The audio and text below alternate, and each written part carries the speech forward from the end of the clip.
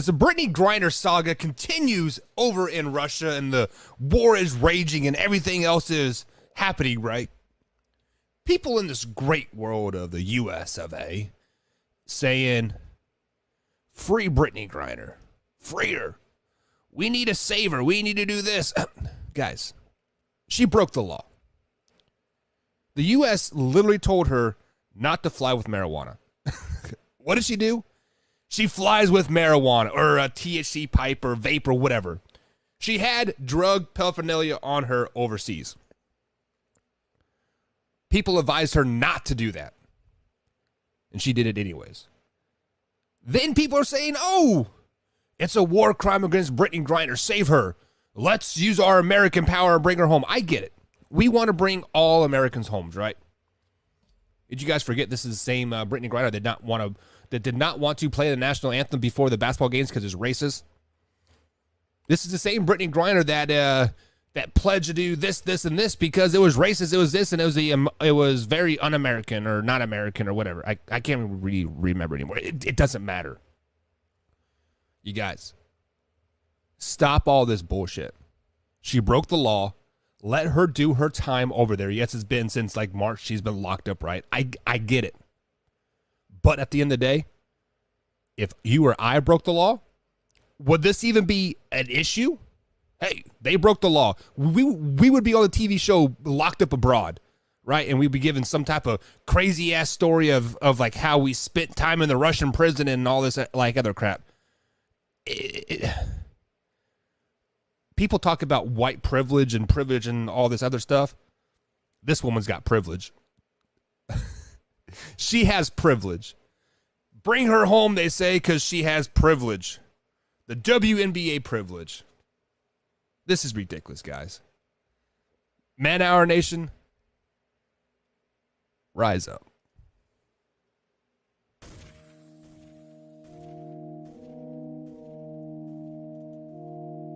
You don't want to be every time, no.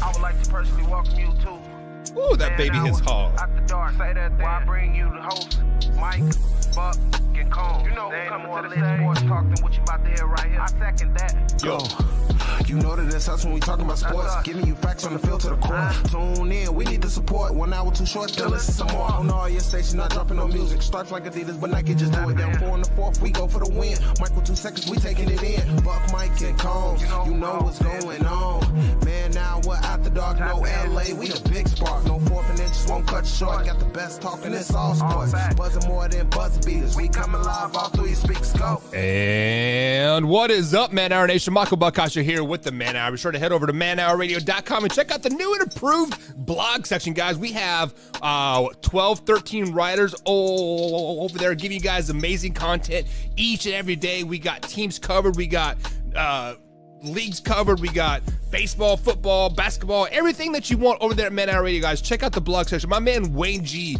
just dropped a great article about how bad Bill Belichick is drafting the first three rounds. So if you guys want a great article to read, my man Wayne G dropped a one there. Was it last night? So yeah, I mean, guys, get over there, share it, love it, all that good stuff, and become a part of our Man Hour Nation over there. Simply type in your Facebook, your email, and bada bing, bada boom, we can have a conversation in the comments on the blog section. It is great news. So also, guys, we got the new merch out. I put a short up last night. Like their new tumblers are out. The new and improved tumblers with the new logo, with they're black and green. It's actually very sexy. So if you guys like sexy, and I'm bringing it back. I'm bringing sexy back. Yep. It is over there, manhourradio.com. Click on the merch tab, guys. I believe it is June 1st or July 1st. The merch will be going up a couple dollars because our supplier is raising their prices because of gas and electricity, cost to make goods, all that crap, all the supply chain issues. So if you guys have ever wanted Man Hour merch, right now is the time to get it. It is the cheapest that it will ever be right now, and I'm actually going to lower the price even more right after the show. So a couple of dollars, just so we can get some merch out there, looking sexy. So I see some people jumping up in the chat. My mama's in the chat. Hey mama, hope you're having a grand time in I believe they're in New Mexico now. They're on a biking across America. Vroom, vroom. She sent me a picture of gas prices in New Mexico today, or was it today or last night? I can't remember. $6.50 a gallon. It cost her damn near $60 to fill up her bike. So yeah. What? Yeah, but yeah, crazy. So we got some people, other people in chat. We got Drew says, howdy, Buck. What's up, Drew? Glad to see you there, guys. Drew is a member here on the Man Hour Nation. He has simply clicked on the join button.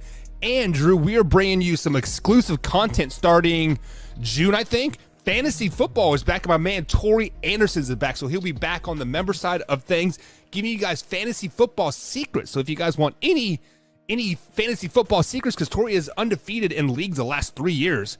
Wow. Right? Him and Wyatt Williams will be bringing fantasy football insiders back. Really, really excited about that. Then we see my man Alpha Rob in there. Says, what's up, Buck? What's up, Alpha Rob? I'm glad you are there. I posted some pictures of your boy Josh Allen in our Trash Talk group. It was Brittany and Patrick Mahomes holding their baby picture, and it was Josh Allen, the choke artist that he is. So 12 seconds. Patrick Mahomes lasted 13 seconds and made a baby called Josh Allen. So excited about that. So Alpha, check that out. Like over there, man. We'd love to see you over there in the chat Trash Talk groups. Of course, we got some people over on the Facebook side. Facebook user, I cannot see who you are. So if you just approve it and tell me your name, I'd be fantastic to tell you. But what's up? Glad to see you over there. I got a cough. And then Alpha Rob says, she broke the law. She's finding out Russia doesn't think she's special. Exactly. I mean, hell, she's not even special in America, Alpha Rob. Let's just be flat out honest. The only reason why we know who she is because she come out as the fifth openly gay WNBA player. She shaved off her boobs and walks around topless like all the time, and really nobody even knew she was in the WNBA until she got arrested over in Russia, right? So let's just be flat honest. I mean, I don't know. Drew says, you bringing hemorrhoids back? Bro, I am pretty sure I'm hemorrhoid out after having China Garden, Thursday of last week? Yeah, if there's anything in there, it is definitely probably in the Ohio River by now. So definitely do not eat China Garden on a Thursday afternoon when you're trying to get home for the weekend. But hey, I digress from that, guys. But hey, guys, my man Wyatt Williams will be on here in about 40 minutes. We are going to break down the NFC West schedule. Spoiler alert. I have the Arizona Cardinals going 6-11 this season. That is right, 6-11. So spoiler alert for that. But we'll see.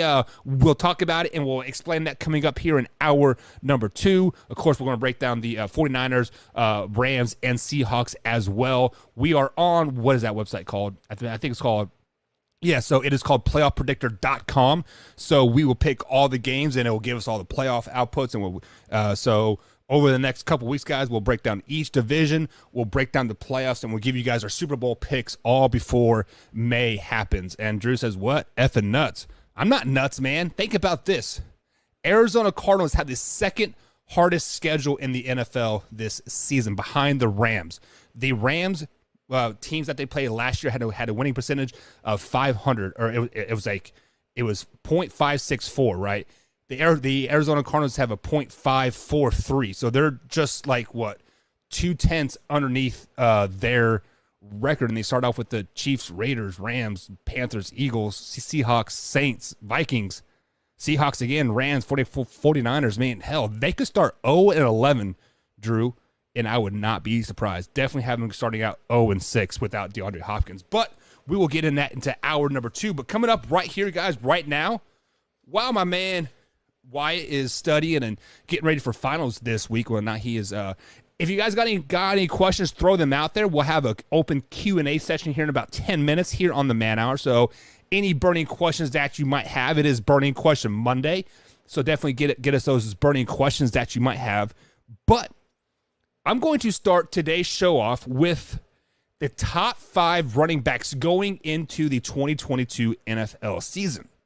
Because over on our Trash Talk groups, I've been sharing some pages and people have like saying, "Oh, this person's great, this person's not," and their ranking system is completely flawed, completely stupid. The most asinine sum of ranking systems that I've ever seen in my life. For example, Power Rankings 1. I shared a Power Rankings 1.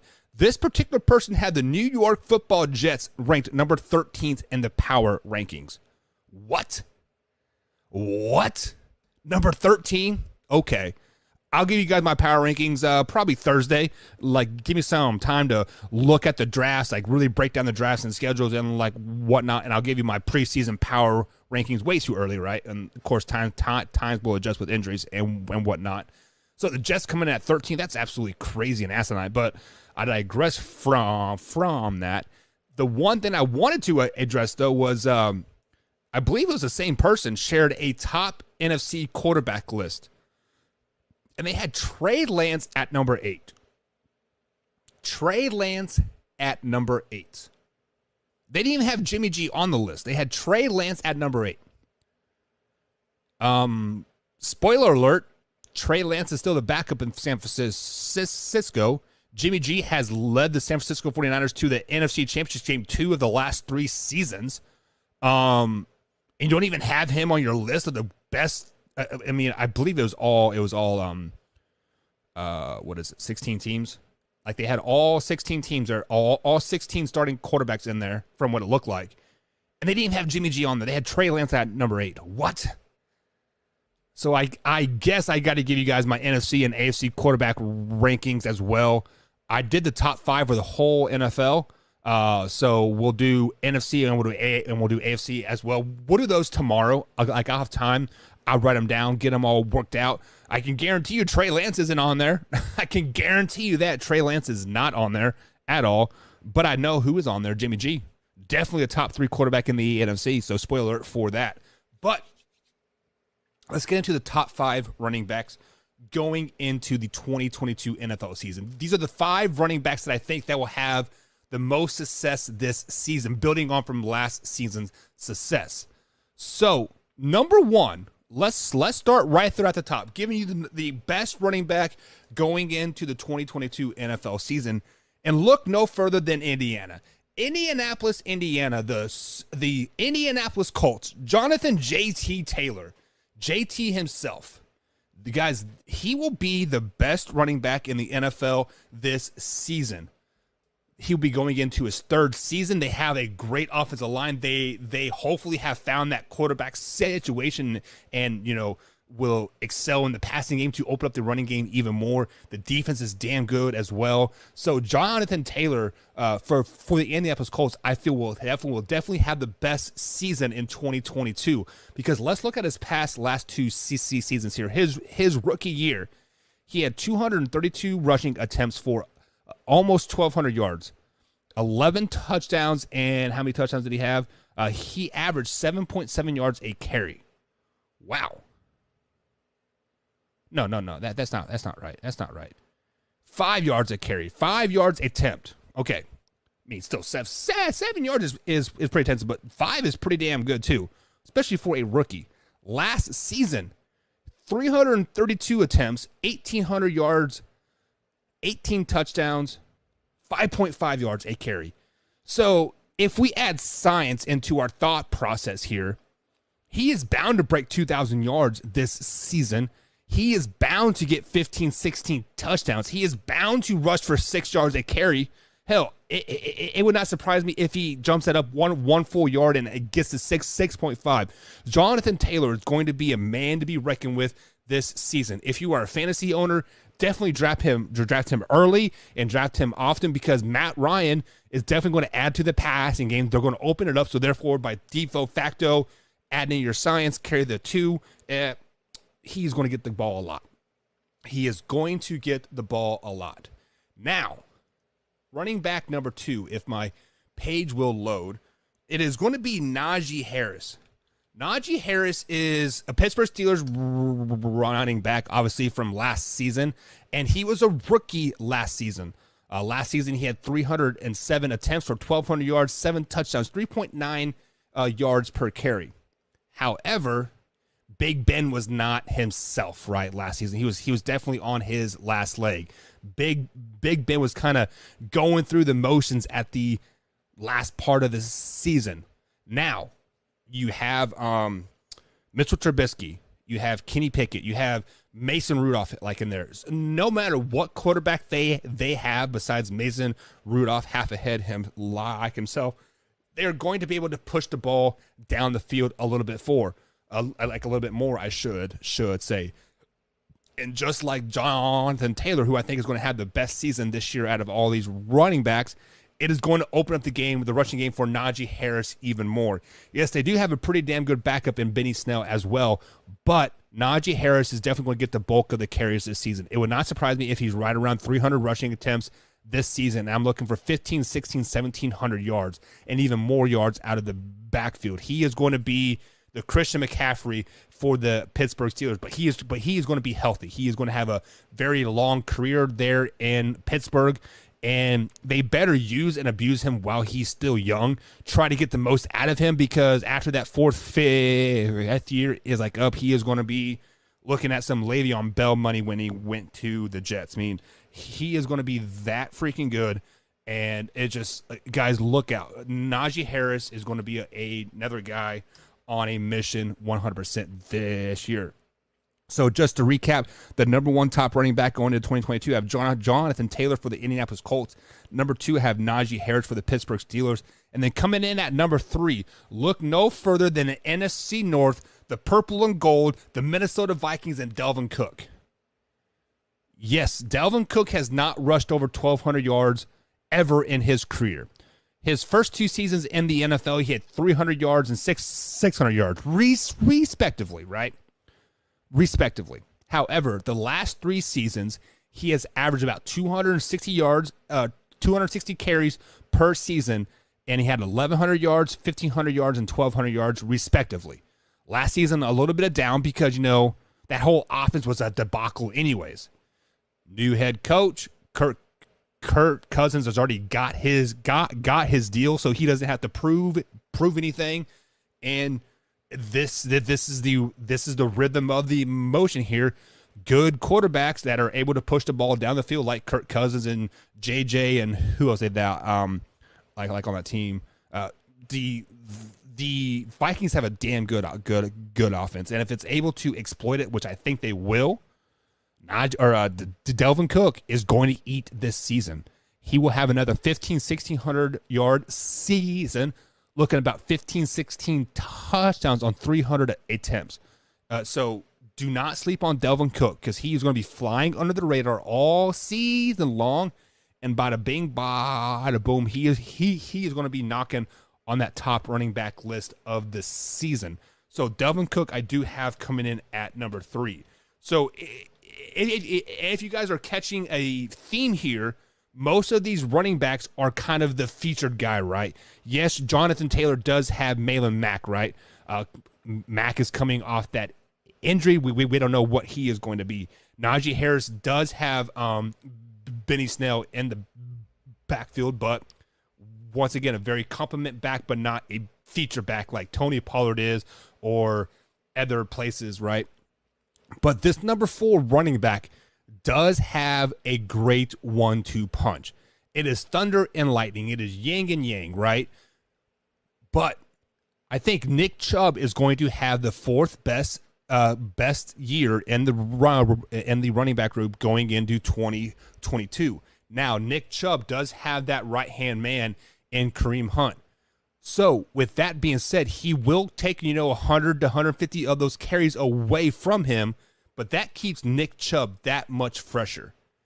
When you are tired of getting beat down by Nick Chubb, having to chase Kareem Hunt around, hell, you're going to have to chase Deshaun Watson around. They should have a pretty prolific passing game as well with Amari, right? This Bears team, this Browns team should be pretty damn good. And when you have a quarterback like Deshaun Watson, you guys are catching the theme here, able to push the ball down the field, able to really exploit the defense, Nick Chubb is going to eat. Yes, he will not get 2,000 yards by any means. He will not have 300 carries, but he will have 220, 250 carries, around 1,500, 1,600 yards.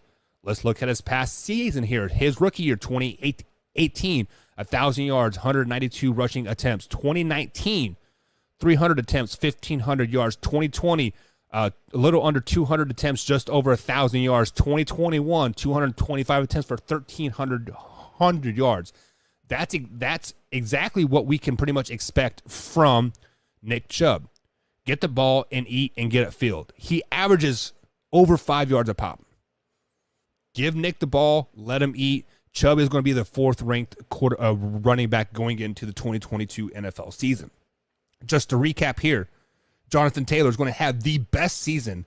Najee Harris will have the second best season. Delvin Cook will come in at number 3. Nick Chubb is going to come in at number 4. And then coming in at number 5, I want you guys to realize that we have not named some of the top running backs in the league that many people think. CMC, right? Alvin Kamara, Saquon Barkley, Clyde Edwards, right? Those names are not falling on the list. The Adams kid from the Packers, right?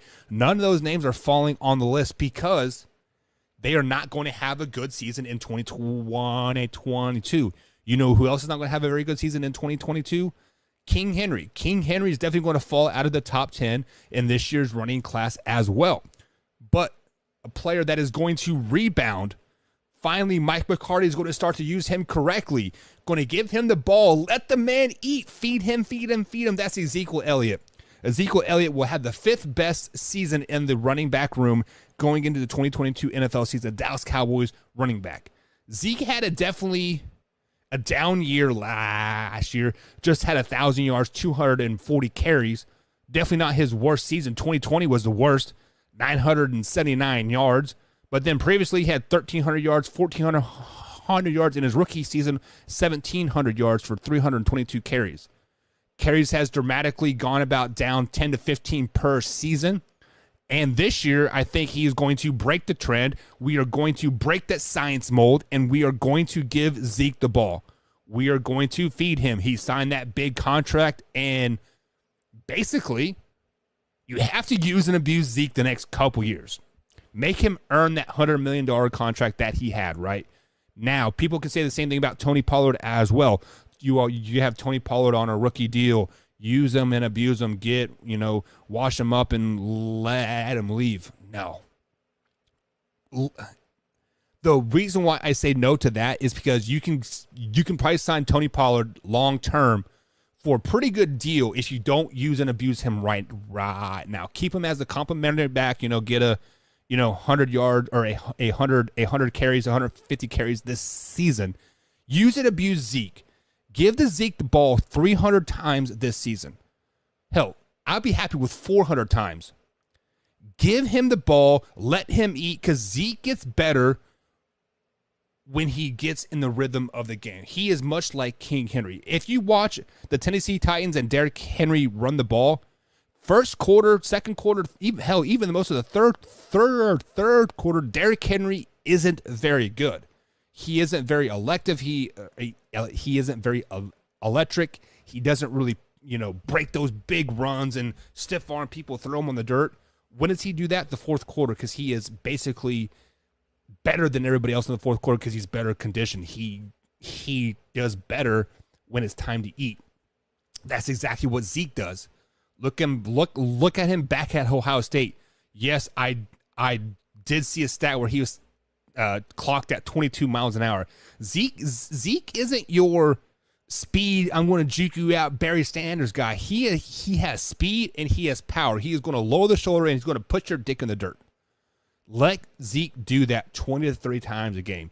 Use and abuse Zeke Elliott this season. The Dallas Cowboys will win the Super Bowl if they do this, but Zeke will have the 5th best season going into the 2022. So just to recap, I'll go 5-1. At number 5, as best running backs going into the 2022 season, or actually who is going to have the best season, I should say, Zeke at number 5, Nick Chubb at 4, Delvin Cook at number 3, Najee Harris at 2, and Jonathan J.T. Taylor at number 1 for the Indianapolis Colts. So, guys, let me know your top 5 running backs going into the 2022 NFL season. Who do you think is going to have the best season this season? Drew says Zeke needs a old line better to do that. the Dallas Cowboys still have a top 5 offensive line in the NFL if they can stay healthy this season. They also drafted some offensive line help this year as well, Drew, and they are just going to get better over time. Repetition. What does the old Coach Boone from the Remember the Titans say? Only need 3 plays. It's just like butter. Give it time and it works, right? Or something just like that. So, yeah. Drew also says, I believe Derrick Henry will be a top 10 running back this season. I do believe he will be like at number 9 or number 10, Drew, but I don't really anticipate him being over that because he came off that injury last season. I can't remember what he hurt. Was it his quad or hamstring or something? Like he tore something, I thought. But when we look at Derrick Henry, after he came back from the injury, the Titans were almost scared to use him. They figured out that Ryan Tannehill can pass the ball.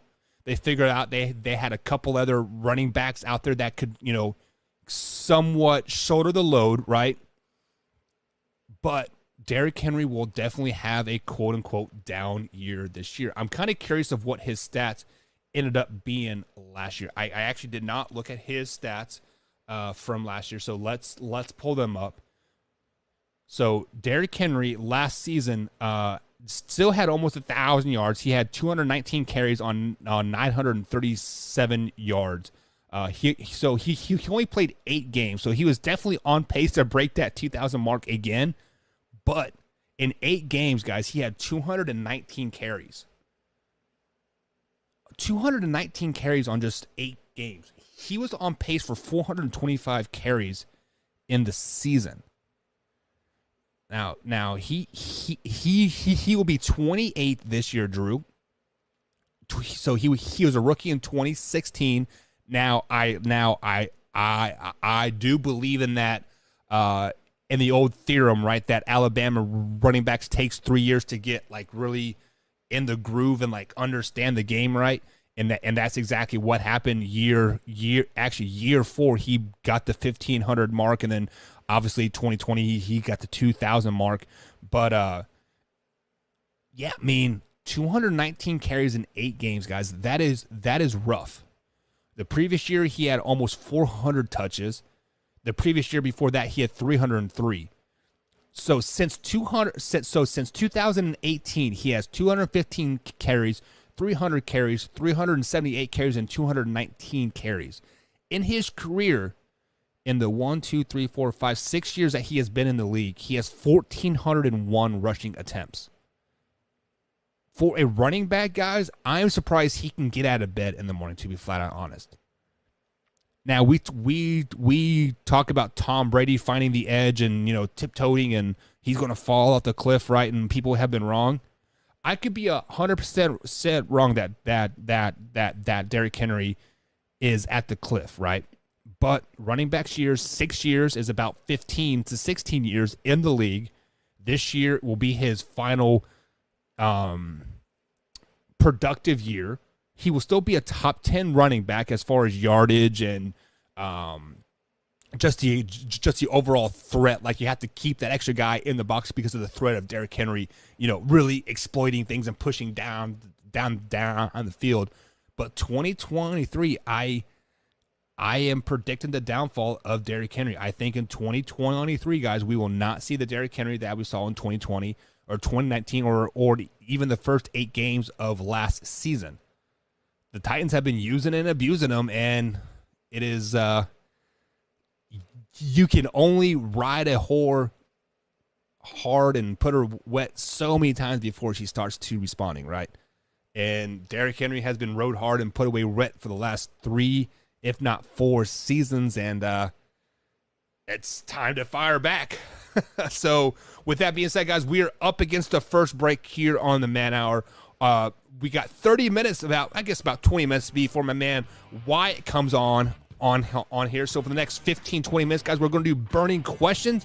I have some burning questions here that I've been asked. So if you guys have any burning questions or questions in general, pop them in the chat and we'll go with that. But with that being said, guys, we'll be right back right after this one. Once I'm home from work and relaxing, I watch Man Hour while doing dishes. In bed, hiding from your wife and kids. What do you do when your husband and kid are obsessed with the Man Hour? You watch it with them.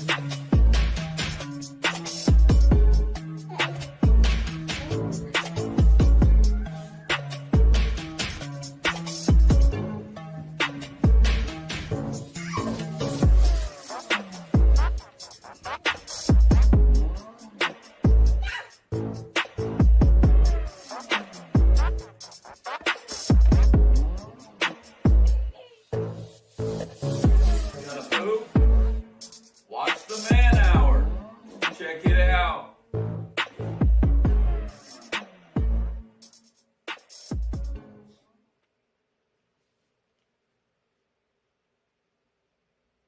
Have you ever wanted to go to Vegas?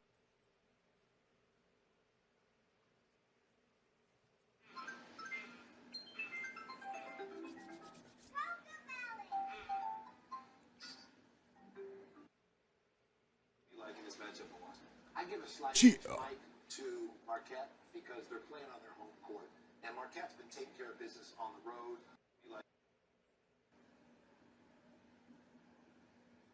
Are you ready for the best damn radio show on the planet?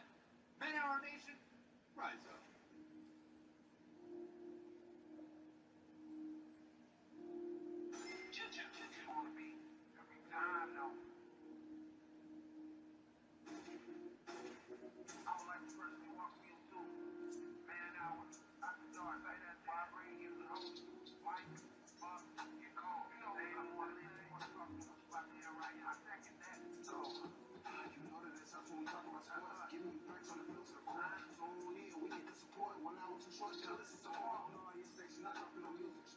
Station not dropping no music. Starts like Adidas, but Nike just do it. Down 4 in the 4th, we go for the win. Michael 2 seconds, we taking it in. Buck, Mike, and Combs, you know what's going on. Man, now we're out the dark, no LA, we a big spark. No 4th and inches won't cut short. Got the best talking, it's all sports. Buzzing more than buzz beaters. We coming live, all 3 speaks go.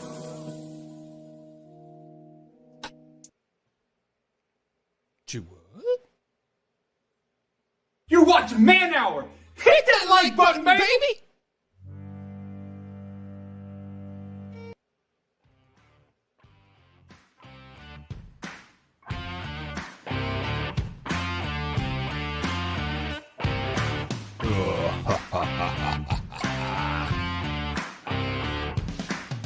And welcome back to the Man Hour, guys. Michael Buckasha here with the Man Hour. Follow me on the old Twitter machine at manhour_Buck. Coming up here in about 30 minutes, guys. About 20 minutes now. Shoot, it's already 8:40 p.m. East Coast time. Time is flying when you're having fun and partying naked.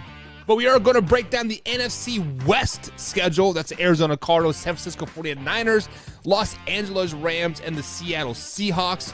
There are going to be some upset Red Sea fans because, quite frankly, I have been very hard on them the last couple seasons. And I've been right. I've been right. If you guys remember, right, Drew? Alpha Rob, you were here. Mama, you were here too. When the Arizona Cardinals were 11-0, I'm like, hey, guys, the cracks are showing. This team is fundamentally flawed. They're going to be a first-round exit 100%. What happened, guys? They got blown out by the Rams in the first round of the playoffs. Bad baby is what the Rams said. It's exactly what I did. I told you guys. And this year, I'm just as hard on the Rams because they don't have DeAndre Hopkins the first 6 games of the season. They traded for a horrible receiver for a first-round pick in Hollywood Brown. But however, we digress from that. That's coming up here in about 20 minutes, guys. Me and my man Wyatt Williams will be on. Hopefully he'll be on about 9 o'clock East Coast time right here on youtube.com/Man Hour. My man Alpha Rob says, now I know why Henry blew his tire. Yeah. Use and abuse them. Use and abuse them, they said. Like, that's what I did back in college. I used and abused girls, and I never found the one until I started treating them right. I'm just calling a spade, right, at the end of the day. But hey, I love it when they call me Big Pop. What? If you guys don't know, you know. Now you know. Hardball. Hardball might be one of the most heart-wrenching stories ever. Like you kind of, they definitely foreshadowed like the whole shootings, right, and like whatnot. But yeah, definitely a heart-wrenching story. So one of the burning questions that I got via text message, the text lines are open, guys. It is 812-406-HOUR. That's 812-406-HOUR. Spelled out on the old phone. If you don't know, then I guess you can't text. But this texter says, why in the world don't you have any rookie running backs in your top 5 going into the season? Because you don't know how a rookie running back, you don't know how rookies in general are going to adapt to the NFL game. So anybody that has rookies in their top 5, top 10, hell, even the top 25 rankings going into a season, definitely playing with fool's gold. Never listen to those people whatsoever, because they're 100% wrong. How do you know? Let's flash back to last season. Many people had Trey Lance in their top 10, right? Oh, he's going to be a top 10 quarterback in the league, yada, yada, yada. How do you know? He didn't even play 2019 season or 2020 season in college. How do you know? You don't. You are basing everything off of highlight tapes and stats. Shut your damn mouth. So you cannot have rookies in your rankings whatsoever. Now, you can have second-year players. Now you can have rookies in your rankings, after week 2, week 3. Then you can get a very good justification of like, hey, this guy could really be something in the NFL. Let's look at Mac Jones. After 3 or 4 weeks, we're like, damn, Bill Belichick got a steal on. Now I know why they let Cam go, right? Like, we see it. But to put him in your power rankings now is absolutely stupid, absolutely asinine, 100%. So anybody that has them in their rookies, I'm referring to like in their rankings now, do not listen to them. Actually, don't even listen to anybody that's not me, because they're giving you a jaded view.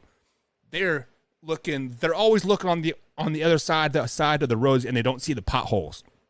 Just like the Arizona Cardinals, right? I was spot on about them. But Drew says, do you think the Chiefs have enough running back depth? So I am pulling up the Kansas City Chiefs roster right now and looking at the running back depth. So obviously that they have Clyde Edwards-Helaire, right? They picked up Rojo from the Tampa Bay Buccaneers this offseason.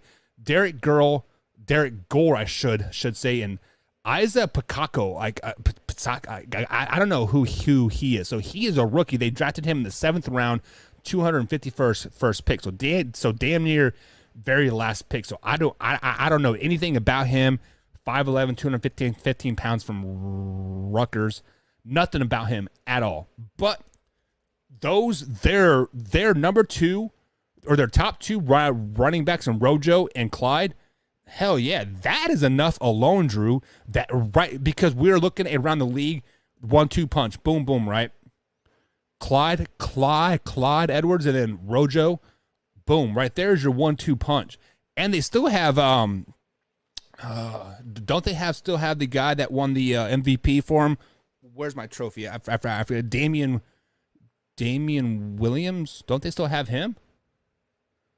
I thought they still had Damian Williams too. And hell, even Derek Gore.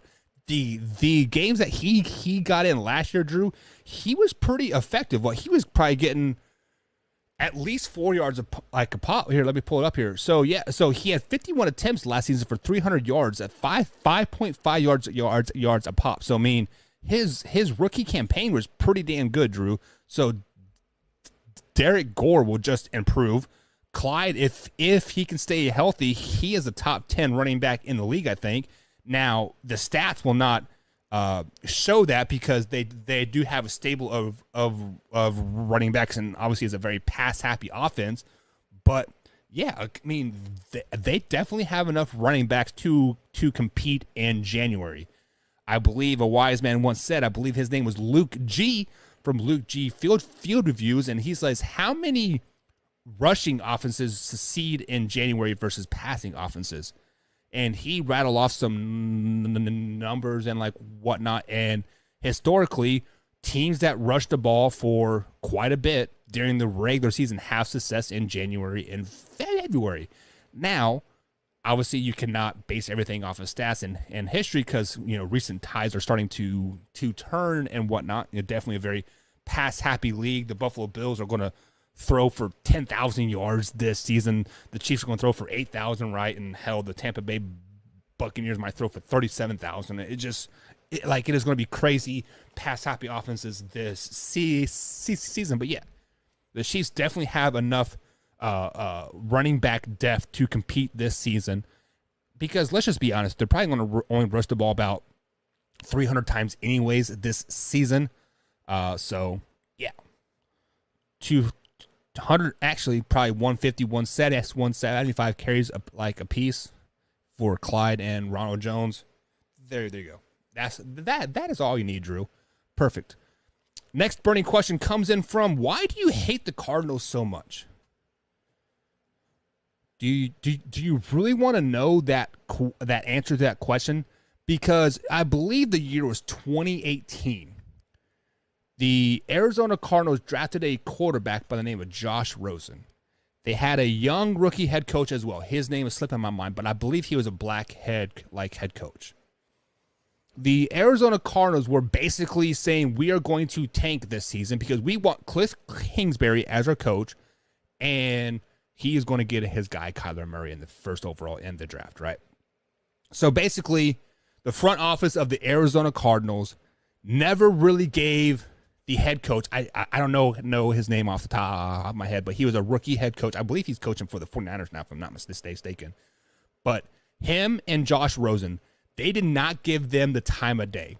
No front office help, no team around him. Hell, not even like a season to really like prepare yourself and go forward, right? It was absolutely ridiculous watching that Arizona Cardinals team that season. And then they traded away Josh Rosen to Miami Dolphins.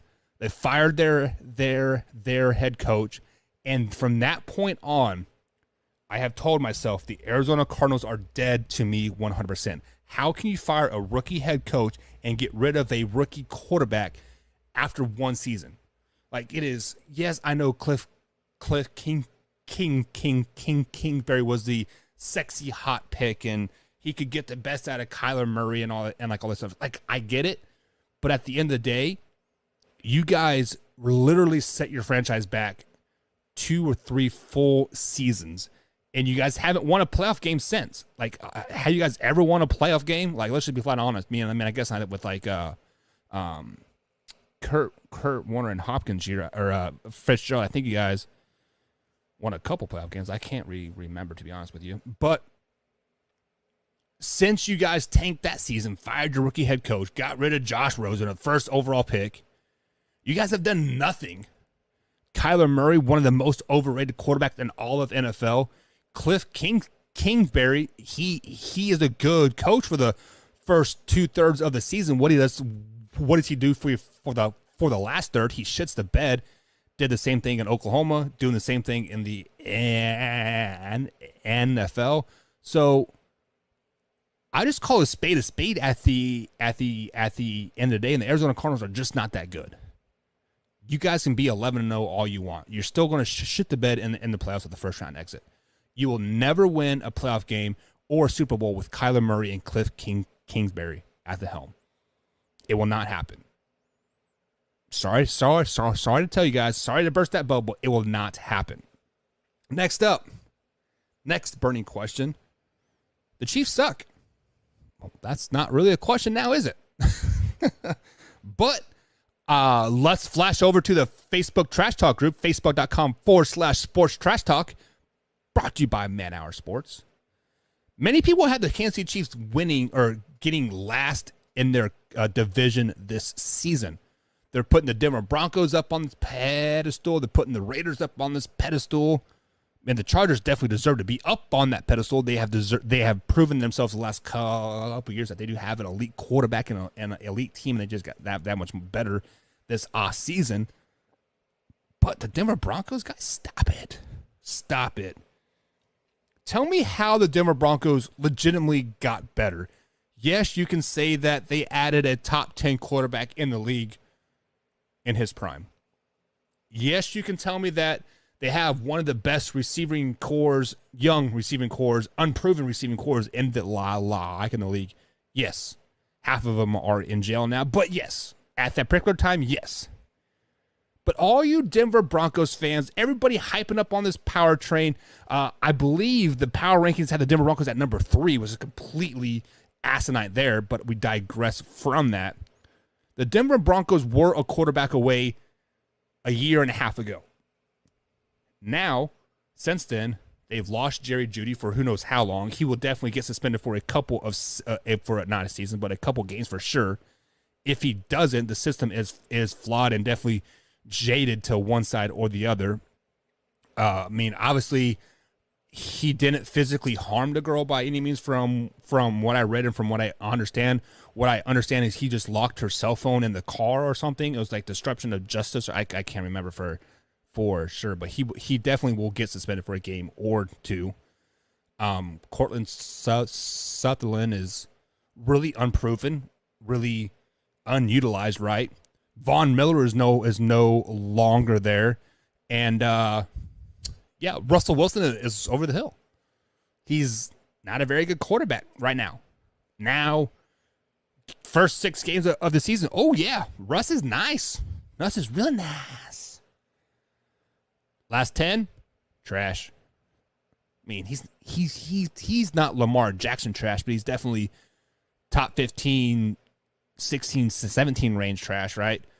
Guys, Russell Wilson's not the savior in Denver at all. So pump the brakes with all this second best team in the NFL, best in the AFC West. Shut up with that. Shut up. Dumb. Alpha Rob says the card ruined Rosen's confidence. He had no O-line except for the only player they had was Larry Fitzgerald. Yeah, absolutely right. The Cardinals were probably the worst structured team ever when Josh Rosen was there. I believe it was 2018 when he was drafted, if I'm not mistaken. Since then, he got traded to the Miami Dolphins. I think he started for 2 games there. Got benched, got cut, went to the 49ers, was like on their practice squad, went to the Buccaneers, was on their practice squad, ended up getting traded to somebody. Was it back to the 49ers? Like he was on their third string or 4th string there for like a little while when they had everybody and their dog was entered in 2020. Now he's back on the practice squad with the Tampa Bay Buccaneers, if I'm not mistaken. So yeah, like I was on the Josh Rosen hype train. Like I thought Josh Rosen was going to be a damn good quarterback in the league. Like, hey, this guy just needs a couple years to really like find himself. You know, like when your balls like start to, pop out that pubic hair and you're exploring, you're like, oh, what does this do? Like, oh, what's that? Right. That's how Josh Rosen was. He just grew his pubes. And he's starting to play with himself, starting to understand how the NFL worked. And then, poof, there goes the rug. And then you're like, then you literally get caught with your pants down, hand in the pecker, rock hard. And you're like, huh. I think I'm going to be a celibate for the rest of my life. And that's kind of what happened to Josh Rosen. He since then has been celibate. Hopefully, at one point, he does get back into the NFL because I think he'll be a very valuable backup still. I still do have faith in that he'll be a valuable backup. Maybe not with the Buccaneers or because, hell, the Buccaneers got Kyle Trask and who else they got? They can't remember who their backup quarterback is right now. I don't know. But yeah, Josh Rosen, I hope for Arizona Cardinals sakes that he goes to some place like the Seahawks or the Rams or the 49ers, and he can whoop that ass twice a year, knock him out of the playoffs first round, and win a lot of Super Bowls. Like, that's my ultimate goal for Josh Rosen. So I'm going to go buy Madden. I'm going to draft him, or I'm going to trade for him, put him as my starting quarterback for the San Francisco 49ers, trade Jimmy G, trade Trey Lance, trade Debo. Get that dude out of here, that little diva mofo. Get my man Byron Pringle, Tyler Lockett, and DK. Poof. Game over. All right, guys. Anyways, Last burning question of the day before we head to break. Wyatt should be here in a couple minutes. We're going to break down the NFC West games. If he's not here, we're still going to break it down anyways because I got stuff to talk about the Arizona Cardinals, baby. But the last burning question, where did it go? Let me pull up the old text message, the old Twitter machine. Too many texts. Tomorrow is Taco Tuesday. I know that. Taco Tuesday. Trademark LeBron James. Right? Anyways, I don't know where it went. I'm not going to scroll back through those text messages. But it was, I'm sure it was good. Otherwise, I wouldn't have mentioned it. I don't know. I'm drunk. Totally kidding. But not really. We're back, guys. We're in the Man Hour. NFC West breakdown coming up next. Stay tuned. What's going on, Belly Up Sports fans? Thanks for tuning in to the Belly Up Sports Podcast Network. We have some really exciting news for several Belly Up Podcast Network shows. The Sports Stove Podcast, the Rough Cut Sportscast, and Here in Puckburg have all been nominated for a sports podcast. Yeah! So, head on over to sportspodcastawards.com and make sure to vote for the Sports Stove Podcast for Best College Sports Podcast and Best News and Current Affairs Podcast. Vote for the Rough Cut Sportscast for Best American Football Podcast, and vote for Here in Puckburg for Best Winter Sports Podcast. Again, that website is sportspodcastawards.com. Thanks for being the best part of Belly Up Sports. We are... I've got an itch I can't scratch, I'm missing a piece that completes a whole part of me, an open wound scar to see. Everybody come here, gather round, welcome to the freak show, the best in town. What the hell's wrong with me? I don't get along with anybody, honestly. I've been living in my own head constantly, thoughts jumbled round, think I need a new lobotomy. Wait, all these thoughts are too negative. I don't wanna get lost in the sedative. Gotta show them what I got, I'm competitive. You know I'm about to go off, I won't let them win, I'll take a stab. I wanna chase the bag, I wanna weigh, I can change all the things I lack. I gotta face the facts, I got a taste in that. Got me obsessed with the rest, I got an itch to scratch. I'll give up everything.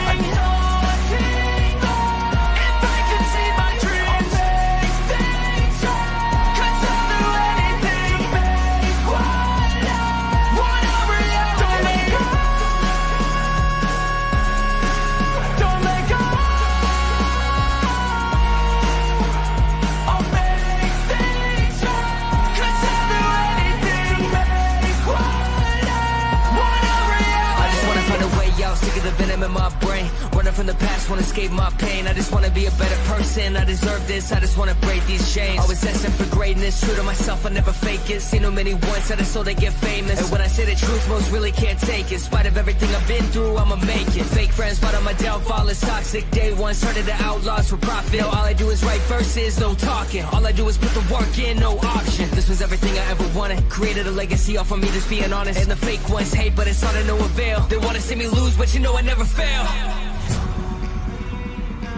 I'll give up everything, daunting if I can see my dream, lay things up, 'cause I'll do anything, want a reality.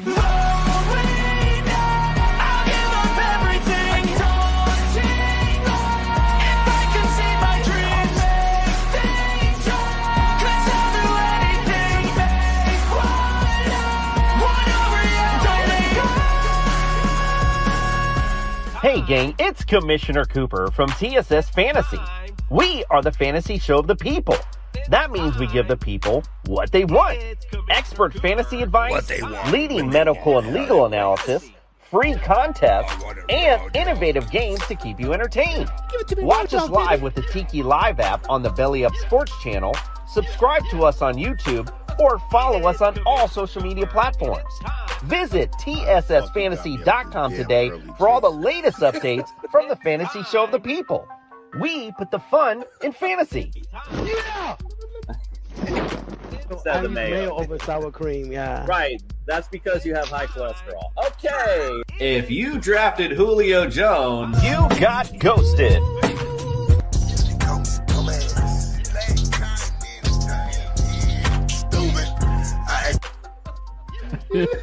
This is amazing. TSS Fantasy is like an orgasm. If I had a cigarette, I'd smoke it. I'm pumped to be here.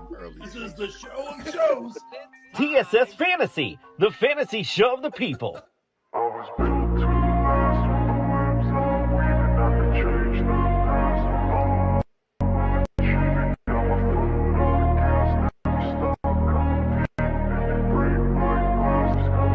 I wanna be the best in the game, invest in my name. Check no restraints, I'm obsessed with the pain. I ingest, I retain, assess and I change. Possessed by the thought I'll be free one day from society's restraints. Money, clout and fame, mud, disease, a plague. We all love to hate, have to play the game, have to make a name. All our insecurities are on display. This is war with the enemy, think that it was meant to be. Living in a time where disease is on every screen. I won't let them fester me, I know most are festering. Negativity is a plague for the mental. Man Hour Nation brought to you by Brooks Roofing and Siding. Contact them at 812-868-7663 or online at brooksroofingin.com.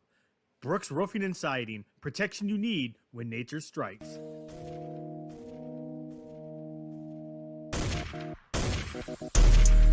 And welcome back to the Man Hour, guys. Michael Bukasha here with the Man Hour. Head over to manhourradio.com. Get those views up, guys. Come on. We need people over there on the website giving me reason to update it even more. Give me a reason to spend an hour a day on it just to tinker with it.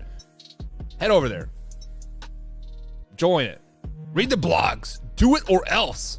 I'm totally kidding. But guys, welcome back to the Man Hour. You can follow me on Twitter at manhour_buck. I'm having a great time over here. Wait for my man Wyatt Williams. Apparently he is chasing a lizard. So when you guys are talking to a 19-year-old and he says he's chasing a lizard in his house, three things come to my mind. He actually is chasing a lizard because they are in like Florida, right? So maybe he is actually chasing a lizard, or he's taking a monster poop, or knowing Wyatt, he's playing Fortnite and just lost track of time. What do you guys think? Just let me know in the chat. Is he actually chasing a lizard? Is he taking a poop, or is he playing Fortnite? Because let's just be honest, Wyatt's not getting laid. Like, right? I mean, so yeah, chasing that lizard is definitely out. But anyways, guys, we are live on Belly Up Sports every Monday through Friday, bellyup.tv, also on the Apple and Roku applications on your TV as well. 8 a.m. East Coast time and 3 p.m. East Coast time every Monday through Friday. We're also live right here on the evening show at 8 o'clock East Coast time for anywhere from 30 minutes to 2 hours, just depending on if I'm working or not that particular night. Every Monday through Thursday as well, right here. I'm taking Sundays out because I never know when my wife is going to get home, and Fridays I just need time for me. And once I go back over to the nights, we'll be back on the morning show as well. Morning show does start at 7 a.m. East Coast time right here on YouTube TV or youtube.com/man hour. So guys, definitely subscribe, hit that bell icon, because I try to give you guys the most content out there. Try to give you guys all the clips, live shows, and just me being me, just giving you guys a real life talk here. So Drew says he agrees with Alpha Rob about the Drew Rosen thing. Previously, guys, before we went to break, I was a person out there. It was a text, so I don't know who it came from, but they said that why do I hate the Cardinals? And because they screwed Josh Rosen, Drew Rosen, not the agent, but Josh Rosen, the quarterback. And and Alpha Rob says they ruined his confidence and had no O-line. The only player they had was Larry Fitzgerald. Drew, you're an Arizona Cardinals fan. Didn't they have the Honey Badger that particular year as well when Josh Rosen was there? I can't remember when Honey Badger went over to Arizona. It had to been right around there because he was with the Chiefs for the last 3 or 4 seasons. So it had to have been Honey Badger. Probably went over there the same year that Josh Rosen was there. So they're starting to reconstruct the defense, like a little bit, getting Chandler Jones and all those boys and Honey Badger. If I remember correctly, they didn't have a terrible defense. Just the offense was horrible. Anyways, Drew says, I hope he's not playing with himself. Yeah, I mean, sometimes you got to give yourself a Blumpkin, right? If you guys don't know what a blumpkin is where you're taking a poop and you get a blowjob. So yeah, if you like blumpkins, I mean, whatever. I mean, it takes a really strong girl to give you a blumpkin. But anyways, enough with the blumpkin talk and chasing lizards and whatnot.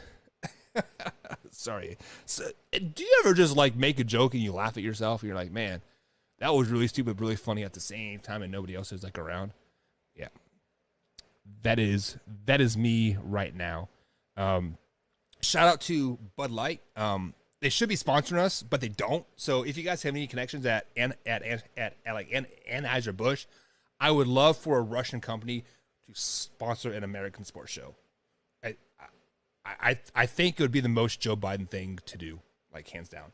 So yeah, Anheuser-Busch, I know you are not American owned anymore. I believe you're Russian owned. So yeah, sponsor us. I mean, I'll vote for Joe. Anyways, Alpha Rob says he thinks he's taking a dump. Hey, sometimes you cannot rush the glory of taking a massive and like nice poop, right? Like everything just flowing, right? And you get caught up on TikTok. Yeah. Drew says it's Belgium, not Russia. Whatever. They're all Russians if they're not Americans. Now, what Belgium is Germany, isn't it? Or is it Belgium an actual country? I don't know. I'm no scientist, but I play a doctor on TV. Anyways, guys, back to sports talk. NFC West schedule breakdown. We're going to start with the Arizona Cardinals. Obviously, the Arizona Cardinals did pretty well last season, right? They started out 11-0, finished the season 12-5. First round playoff exit to the LA Rams. So obviously by default facto, by having a very successful season last season, they get a number 1 ranked schedule going into the 2022 NFL season. With that being said, they do have the second hardest schedule per win-loss ratio of teams from last season. They have a winning percentage of .543, so over 500. So yeah, I mean, definitely a very, very tough schedule. And when we look at it on the surface, it is a very, very tough schedule. They do play the AFC West. They play the Chiefs, the Raiders, and the Chargers all this season, and the Broncos as well. So the AFC West is obviously probably one of the hardest divisions in football, if not the hardest, but behind the NFC West. But I have the Arizona Cardinals going 6-11 this season, just 1-5 in the division. I don't have any faith in this Arizona Cardinal team whatsoever. I think they're going to be a very, very down year, and missing DeAndre Hopkins the first 6 games of the season is definitely going to hurt them, because let's look at their first 6 games of the season. First game, they are at home. We'll give them that, but they welcome the Kansas City Chiefs into town. Now, the Kansas City Chiefs historically are not very good week 1, week 2, or week 3, but maybe the times have turned. Maybe Patrick Mahomes has finally, actually prepared himself this offseason, unlike last offseason when he was just banging his baby mama, right, and dealing with the 1-year-old and like all that stuff. Maybe he's prepared. But they start the season off with the Kansas City Chiefs. That's a loss. Then they travel to Vegas. That's a loss. And then that home versus the Rams. That's a loss. Then they travel across the world. Not really across the world, but to Carolina to take on the Panthers. That's a loss. Then they welcome the Philadelphia Eagles into town. That's a loss as well. This is going to be a very sneaky, very, very sneaky good Philadelphia Eagles team. I have not break down their schedule yet, but I could anticipate them getting 10 to 11 wins this season. The Eagles are going to be a very, very good team, and that is exactly the game that I have circled first on the list. Like, this is a game that could make or break the Arizona Cardinals season. So I do have them starting the season 0-4, and with a loss to the Philadelphia Eagles, I have them going 0-5 to start the season. This is a game that is a very pivotal point for them in the season, because we're going to see what the Arizona Cardinals are made of, like, at this particular point, because next week they travel to Seattle to take on a Seahawks team that is supposed to be down, right? a Seahawks team that is supposed to be tanking and drafting the next quarterback in the first overall pick for next season. They still got DK Metcalf, still got Tyler Lockett, and they still have a very competitive quarterback in Geno Smith and or Drew Lock, depending who starts. That's a loss at loss as well. Guys, I had the Arizona Cardinals starting the season 0-6. 0-6. DeAndre Hopkins is going to be such a huge miss. Hollywood Brown is not going to be anywhere close to what DeAndre Hopkins is. Yes, I know DeAndre Hopkins only had like 500 yards receiving last season, but he also missed like 7 games. So he was still on pace to get over 1,000 yards, right? But he is going to be such a huge loss for the Arizona Cardinals his first six games of the season for putting the needle in his butt.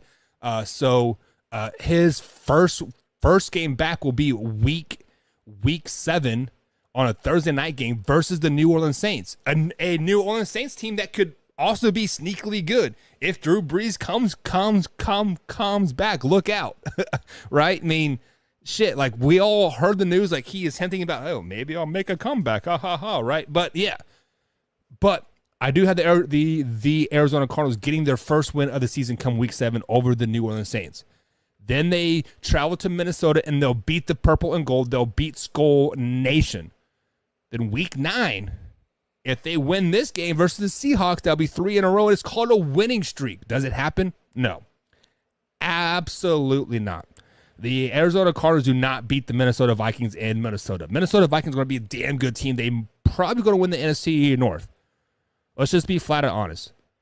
They're not going to beat the Vikings. So they are literally what? They are 2-6 going into a week 9 game when they're back at home taking on the Seahawks. The same Seahawks team that beat them earlier in week 6. A couple games later, a month later, bada bing, bada boom, the Seahawks do it again. Yeah, God, this is rough for the Arizona Cardinals this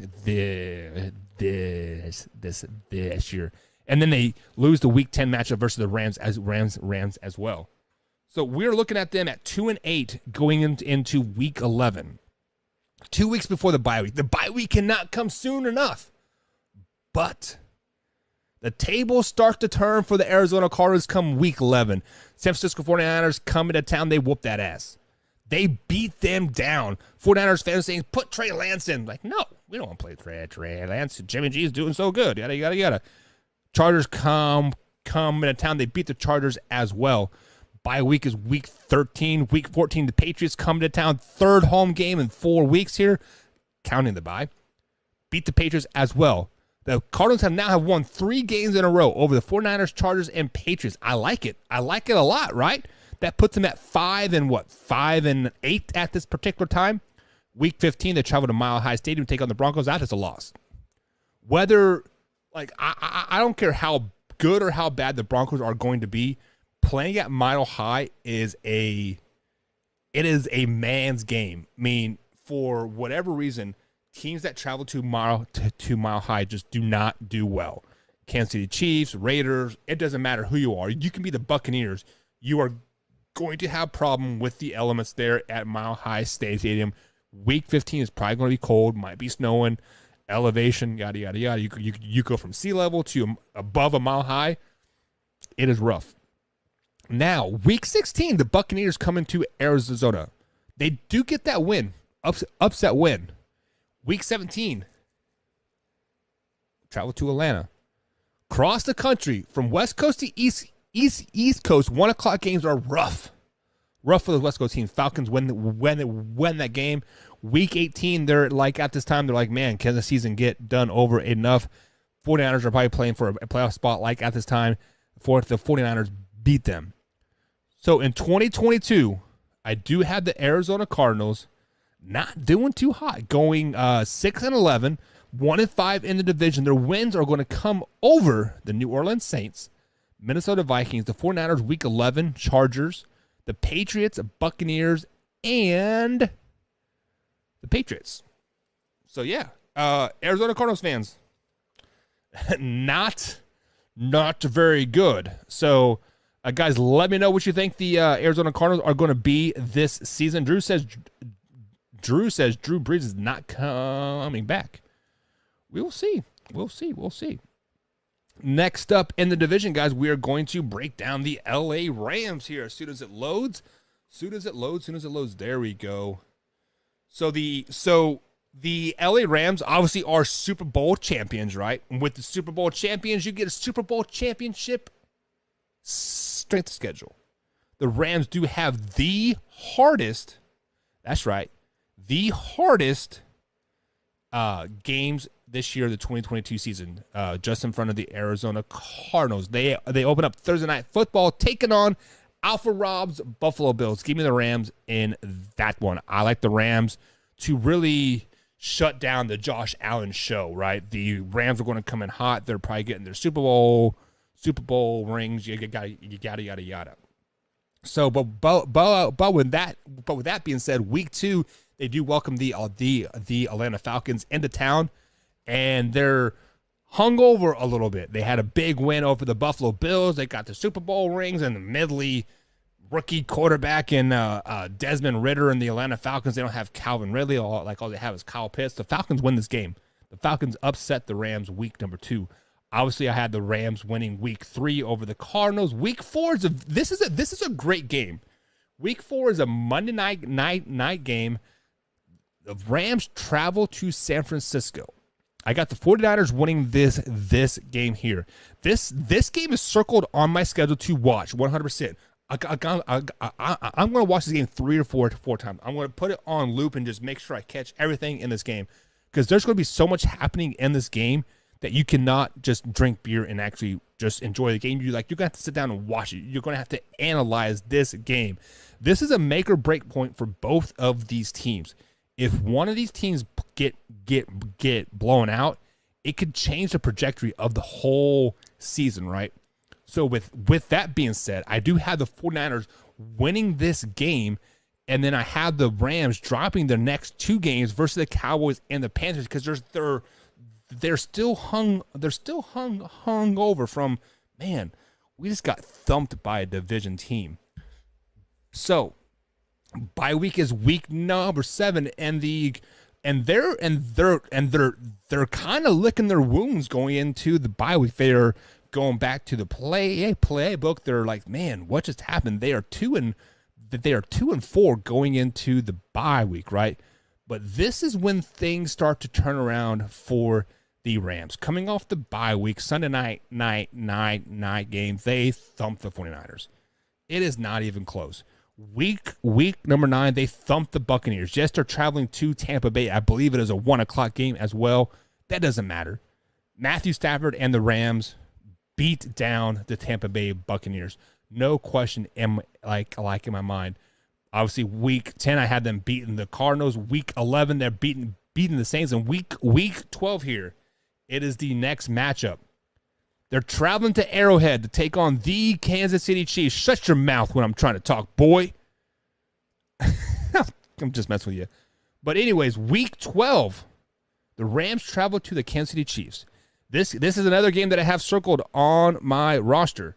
This is a game that it is a very pivotal game for both teams here. This is a game where we don't know who is going to come or go, and quite frankly, this is a must-win for the Rams. They're kind of on a 4-game winning streak. Like at this point, they're 6-4 on the season, but nobody's going to go into Arrowhead this year and win at all. The Chiefs win this game here. Then they get wins over the Seahawks, Raiders. Monday night game, week 15, Packers versus the Rams. They are going into Lambeau Field. Packers aren't very good on Monday night, Wyatt. I'm just going to throw it out there. They're not very good on Monday night.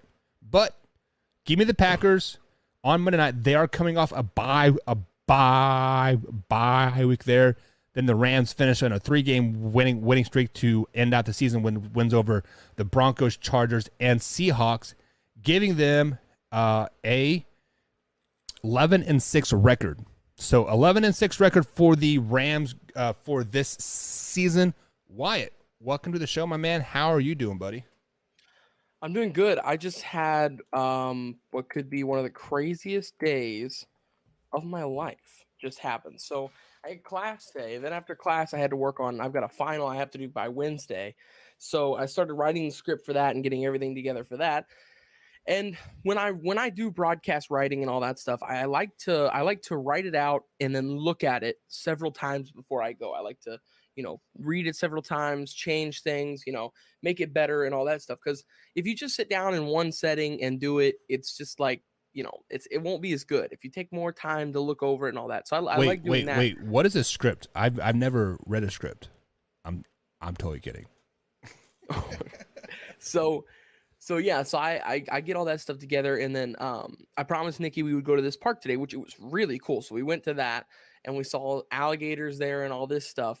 And so I did my project and all that stuff as I was there with Nikki walking around and stuff. And then when we get back here, I go in here ready to go by 9.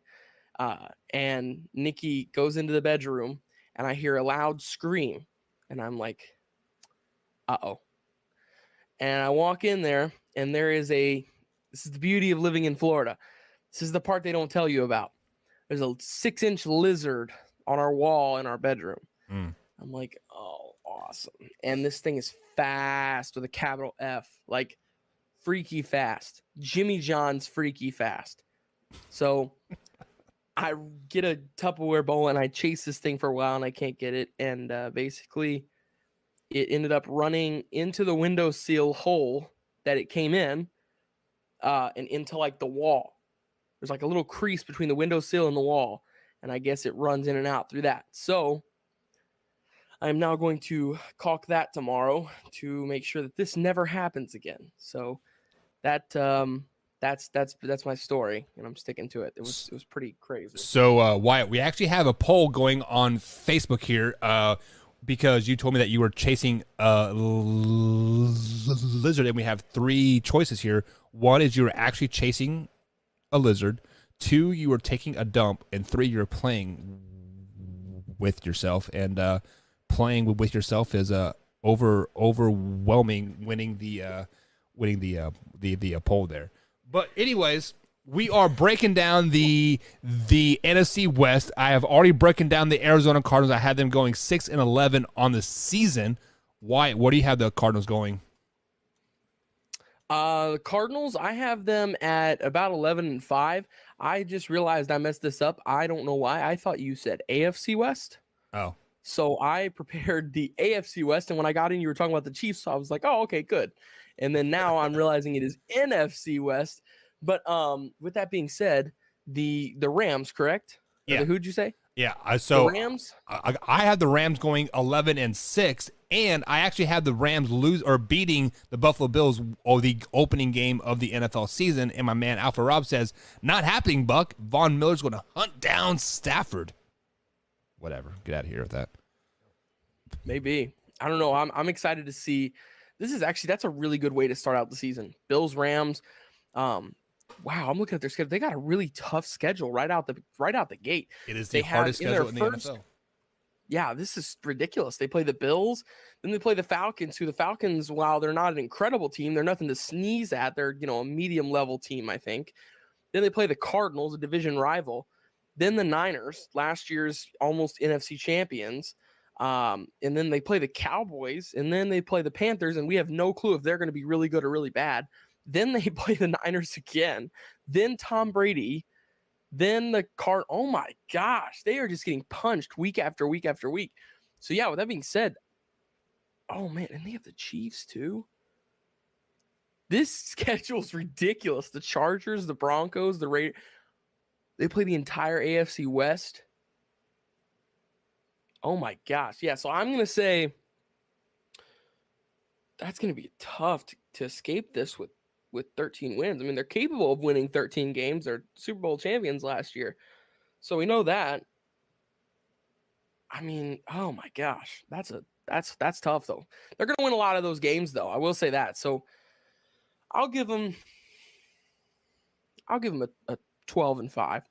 They go 12-5. So you have them going 12-5. I have them going 11-6. One of the key games that I have circled for them Is this week 4 matchup Wyatt? And just like what I was saying right before you jumped on, is this week 4 matchup Monday night when they travel to Levi Stadium to take on the San Francisco 49ers?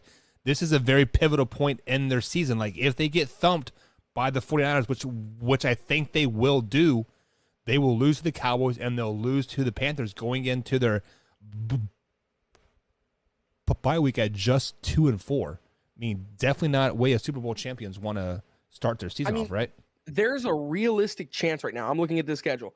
There is a realistic chance that last year's Super Bowl champions, looking at the schedule right now, could actually start off the season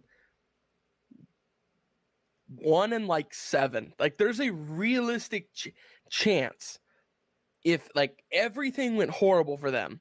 The Bills are a really good team. The Cardinals are a really good team. The Niners are a really good team. The Cowboys are a good team. The Panthers are an okay team, a little above average. The Niners, again, are a really good team. The Buccaneers are a Super Bowl contender. The Cardinals, again, are a good team. So, like, there's an actual shot that they start this out with, you know, in the first half of the season, out of their first 8 games, they could actually only win like 4 of those. That's a real possibility for a Super Bowl champion. I don't think it happens. I think they still come out of that about 6-2. I mean, let's see. They play Buffalo. I think they'll. I do agree with you. I think Buffalo comes out strong this year. I think that the Rams are satisfied. They just won a Super Bowl. So I think the Bills, who are hungry, and I mean they're going to be hungry this year. So I'll take Bills week 1 there. They beat the Falcons. They'll beat the Cardinals. That is interesting. At Niners. That's a tough place to play. I'll give them 3-1 there. I'll give them 3-1.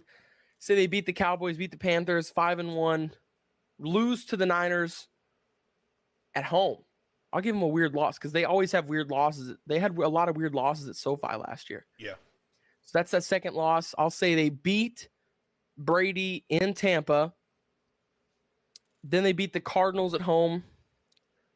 Yeah. So I'd say out of those first, let's see, 1, 2, 3, 4, 5, 6, 7, 8, 9. I have them at like 8-2 for the first 10 games. All right, so Drew wants to hear your thoughts on the Arizona Cardinals. I have them going 6-11, starting 0-6 to start the season, if not 0-7. What are your thoughts about the Arizona Cardinals? What do you think the record is going to be, and are they going to be just as bad as I think they're going to be? And their first game here is the Panthers, correct? Their first game is versus the Kansas City Chiefs, and then they play the Panthers week number 2. Why does my thing look all weird? I have that says, for some weird reason, my laptop right now, I don't know why, says they play the Ravens, Chiefs, Raiders, and Rams in the preseason. Yeah, that's preseason. So okay, then they start against.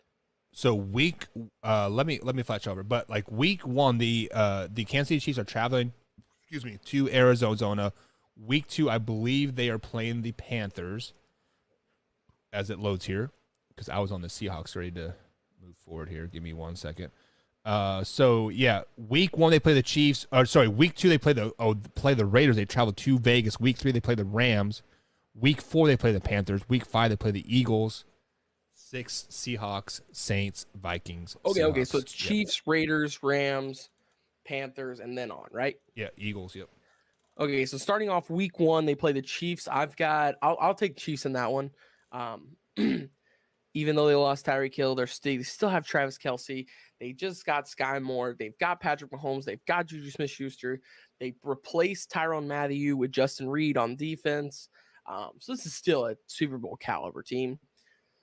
Then they play the Raiders, and the Raiders are going to start out hot, I think, because a lot of people are underestimating how good this connection of Derek Carr and Devontae Adams is going to be. I think it's going to be a hit early because they've already built that chemistry. They know each other. So I think they start out 0-2 right there. Then they play the Rams. Oh, my gosh. Okay, yeah, I'll take the Rams there. I think they start out 0-3. Then they beat the Panthers 1-3. Well, hang on, pause. So they are traveling to Carolina, and historically, when a West Coast team travels to the East Coast and plays the 1 o'clock game, they have a losing percentage of over 650. So well, it's a 4:00 game. Is it a 4:00 game? Okay, my fault. Still, No, they're going to lose. They're going to lose. No, they're not going to go 0-3 to start the season. They're at least going to win that game. You're right. They're going to go 0-6. Then they'll beat the Eagles. They'll beat the Eagles. They'll be 2-3. Then they'll beat Seattle and be 3-3, and they'll be right on track after that. Then they'll beat the Saints 4-3. Then they'll beat the Vikings 5-3. They play Seattle again. That's 6-3. I mean, pretty much both Seattle games are a given. They're going to win that. So 6-3. Well, then they play the Cardinals. So 6-4 through the first 10 games. Then they got the Niners. I think they lose that one. They beat the Chargers. They'll beat the Pats. Lose to the Broncos. I don't think here's my hot take. I don't think that Russell Wilson will lose to any NFC West team next year. I really don't. Because he's always dominated that division, and like when he had a good team, and he has a good team now. And they're at home. And they're at home too. Yeah. So, and the only one that I'm pretty sure the only one he doesn't have at home is the Seattle one. And that's where he plays week 1. Yeah. His first game not as a Seattle Seahawk. That is a Monday night. That's a Monday night game. Broncos come to. Oh yeah, so the Broncos come to Seattle. Yeah. You're right. Yep. No, you're good. And so that's gonna be a lot of fun. I'll be watching that. But then they beat. I think they lose to the Broncos. Have a crazy upset against the Buccaneers because Tom Brady always has that one weird loss right before the playoffs, and everybody's like, "Oh, see, this is the year. This is the year we see the dip, and Tom's not Tom anymore. This is it." And that's what sparks him to get pissed off and get motivated again, and he'll end up winning another Super Bowl or going to the NFC Championship or something. Then they beat the Falcons and then the Niners. So what's that? That's like 11-5, 10-6, something like that. So I got them at 11-5, 10-6. I mean, everybody except for the Seahawks is going to have double-digit wins in this division, I think.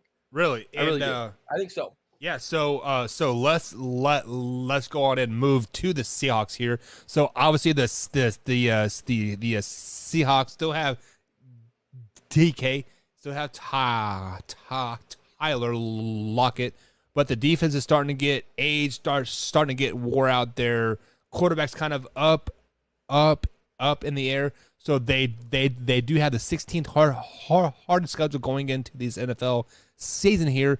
And looking at their record or their schedule right off the bat, Monday night game, the Denver Broncos do come into town. And I think Russell Wilson and the Denver Broncos are not going to get a very good warm feeling when they come into Seattle. The Seahawks walk all over them that week 1 game. And you are crazy. So why I think that the Seattle Seahawks are going to be a sneaky good bad team, if that makes sense. You know, I do have them finishing. They don't have Russ.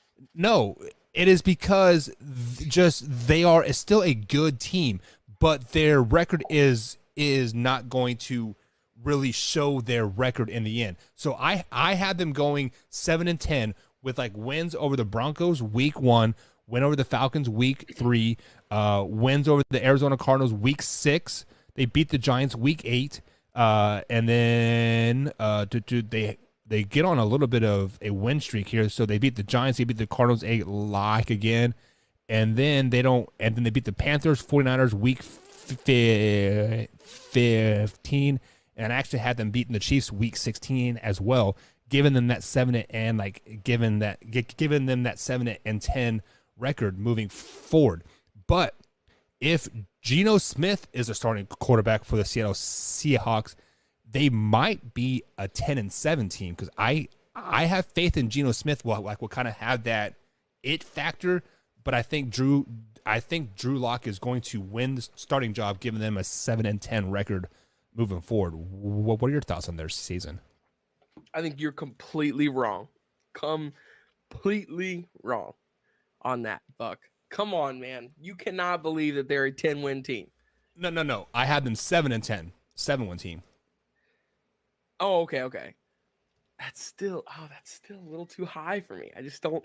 The quarterback position is so important in the NFL. Like it's ridiculously important. It will literally give you the difference between a average or below quarterback and a average or above quarterback. The difference in that is like 4 or 5 games, like legitimately 4 or 5, because it's everything, like everything that's important to your offense and really your team is centered around your quarterback. The entire offense is built around him. So if your quarterback is trash or below average, it's not going to work out. So automatically, Russ is not losing in his payback game. I will be beyond shocked if Russ lost to the Seattle Seahawks in his first game at home. I think if they played at Mile High for the first game, I would then say probably there's a better chance that the Seahawks win that game because he's not used to it. But literally his first game ever, not as a Seahawk, is in the place where he's played all of his NFL games since like 2012, 2013. So like he is not going to lose there. So right off the bat, bang, I think that the Seahawks lose to the Broncos. Then in week 2, the Niners are a way better team. Bang, that's 0-2. Then they play the Falcons. This could be a decent game, but still, I think the Falcons are better than what people give them. Bang, that's 0-3. Let's see here. Lions. I think the Lions are going to be a better team than what people are giving them credit for this year. I'll actually jump on the Michael Buckheister last year bandwagon of the Lions. And bang, that's 0-4. Then they play the Saints. Jameis Winston is trash. Jameis Winston finds a way to fumble the bag in that one. I'll give them a 1 win there. They're 1-4. Then they play the Cardinals, loss. Chargers, loss. Giants, win. That's 2 wins. Cardinals, loss. Buccaneers, loss. Raiders, loss. Rams, loss. Panthers, I'll give them a 3rd win there. Niners, loss. Chiefs, definitely a loss. Jets, I'll give them I'll keep them 3. I think the Jets are better than what people give them credit for as well. Then the Rams, loss. Yeah, they win 3 games next year. 4, 5 at the most. 5 games at the absolute most. 0 games at the least. This is a bad team, I think. So you have them going 3-14. So Wyatt, let me ask you a question. How hard is it to say hike and turn the ball off and hand it off to Chris Carson? Oh my. How hard is it to say hike and turn right and hand off to Rashad Penny? How hard is it to throw the ball up as high as you can, as far as you can, and let a 6'6" receiver, 300 pounds that runs like 25 mile an hour, DK Metcalf, go get the ball? Not that hard, is it? Like Wyatt? Oh man! I mean, you forgot? You forgot Kenneth Walker too, their new running back. Yeah. Which Michigan State. Yeah, there you go. So I mean, 3 solid running backs, 2 great receivers in Tyler Lockett and DK, a damn good tight end as well, and the defense isn't. Oh, good. Sorry. And the defense isn't going to be anything to sneeze at, right? I mean, they're still going to be a top 12 defense in the league. All you gotta do is put up. They lost. That's what I was about to say. I wasn't gonna cut you off, but now I have to. Bobby Wagner. They lost their field general. They lost the heart and soul of that defense. You are right. They lost the soul of that defense because he is way over the hill and going to be way overpriced. They are saving so much money for that guy. Jamal Adams is that heart and soul of the defense. Jamal Adams has like 2 interceptions in his entire career. It doesn't matter. Jamal Adams led the Seattle Seahawks defense in tackling the first 10 or 11 weeks as a safety. Obviously, Bobby Wagner wasn't doing his freaking job. If you're letting a safety get all those damn tackles, get Bobby Wagner out of that. Like, they are saving so much money. They're going to be so much better just like without him and his egotistical ways. I mean, I'm a linebacker. I played linebacker. I played strong safety. We have freaking egos. We're like, hey, we're better than everybody else. And Bobby Wagner, you should have been like Patrick Wilson and retired a couple years ago. I'm just gonna call a spade at the end of the day.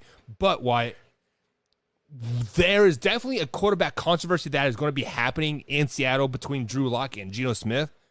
But I want to give you a wild horse. Do you remember last season when Jacob Eason got drafted by the Indianapolis Colts? And I said, hey, this guy could be a franchise quarterback. Now he is with the Seattle Seahawks. And Jacob Easton, if he gets a chance in Seattle, This could be a match made in heaven. Jacob Eason, a big, strong-arm quarterback, DK that can run like 30 miles an hour with a solid running back core. I mean, 7 wins is not a reach at all, Wyatt. Who do you think is going to win the quarterback? A Washington boy. I will give him that. What's that? Jacob Eason is a Washington boy. He's like the all-time leading passer in the state of Washington, like for high school and for college. For like any of the colleges there too. When he played at Washington, he was like the #1 quarterback there. That's actually a crazy fact. So give me this crazy fact, Wyatt. Who is going to start for the Seahawks at the quarterback? Gosh, Geno Smith, Drew Lock, or Jacob Easton for Week 1? Yeah, Week 1. Geno Smith. He's been there. Geno Smith, and you're sticking to it, huh? Yeah, I don't think he's a starter all year. I think that Drew Lock gets a couple of touches. I would be really surprised if Drew Lock didn't get any touches at all because that's a second-round quarterback from 2 years ago. So like you got to at least give him a shot. And he could have been a first-rounder. His Missouri tapes are really good. He is. So yeah. he could have been a first-rounder, late first-rounder. So I think by at least week 8, unless if Geno Smith just picks up the reins and starts whipping the mule and the wagon runs. I mean, if the wagon runs, you got your quarterback. If Geno Smith gets at the helm and they start winning games, then he's not going anywhere. Right. But I'm thinking that probably doesn't happen. So Drew Lock comes in by week 8, and if Drew Lock fumbles the bag, maybe Eason gets a shot at the end of the season just for them to see like, kind of like a you just throw him in at the end of the year, see how he does. Oh, he played 3 games really well. So now we know, we could possibly draft a quarterback and have him, learn behind this guy, A, or B, we could trade him off to get something. So I don't know. I think the Seattle Seahawks have 2 or 3 quarterbacks next year. Yeah, you are absolutely 100% wrong. They have 1 quarterback next year, and he was a former first round pick. Wasn't he the second quarterback taken off the draft that particular year? Baker Mayfield, baby. Baker Mayfield to Seattle. Week. Hold on. He was pick 1, round 1, pick 1. I know. I was testing you. We can't skip. No, I know we can't skip on the Browns' failures though. We have to. It wasn't a failure. The Browns just shit the bed on this, and they're letting a future Hall of Famer walk for nothing and go to Seattle and lead this team to 7 wins, baby. No. If Baker Mayfield is a starter for Seattle Seahawks week 1, 10 wins, Wyatt. 10 wins and playoff berth. I'll tell you what, if Baker Mayfield is a starter for the Seattle Seahawks come week 1, I'll give him 9 wins. Okay. I would. Because I think Baker is a capable starting quarterback in the league. I think last year he had a really bad issue with, his shoulder was hurt. So I'll give you that. I'll give you that they win at least 9 or 10 games if he plays. All righty. So moving on to the next team here, the final team, Wyatt, in the NFC West schedule breakdown, and that is the San Francisco 49ers. And my man, JBG, will be leading the quarterback round all 17 games this season. Get that Trey Lance crap out of here. Number 8 quarterback. Whatever, you guys are dumb. Jimmy G is leading the San Francisco 49ers to another very productive season. So with that being said, week number 1, they do travel to Chicago. I do have the Chicago Bears winning this game. Brandon Combs will be over here pumping his chest. Yeah, Justin Fields is the man, yada, yada, yada. But calm down, Chicago Bear fans. You guys are going to be bad. Week number 3, they lose to Mile High. They lose to the Broncos. But a game, a very pivotal game that I have circled is Week 13. Week 13, the Miami Dolphins come into town and they play the San Francisco 49ers. Why is this game pivotal? It is because like this is kind of the game. It's like, are you going to be above 500 game or are you going to be below 500 game? And I have the Miami Dolphins beating the San Francisco 49ers this particular game and putting them under that 500 mark. And this is the first losing season that Jimmy G will have as a San Francisco 49er being 100% healthy. I do have the San Francisco 49ers going 8-9 this season, 3-3 in the division. And that week 13 is a very must-watch game because it is going to be a make-or-break season for them. Now, if they win that game, I could see them going on a little bit of a win streak there. I mean, they do have the Buccaneers coming into town. It's very, very tough to play at Levi's Stadium there. Then they travel to Seattle. They have the Commanders coming into town. Then they travel to Vegas, and they have Arizona to end up the season. If they beat Miami, I could see them winning 1, 2, 3, 4, 5, 6 games in a row and making a playoff push at 10-7, 9-8. But I do have them going 8-9 this season. Why? How do you have the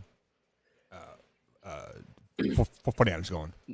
The former almost in the Super Bowl. Yeah. 49ers. You actually have them.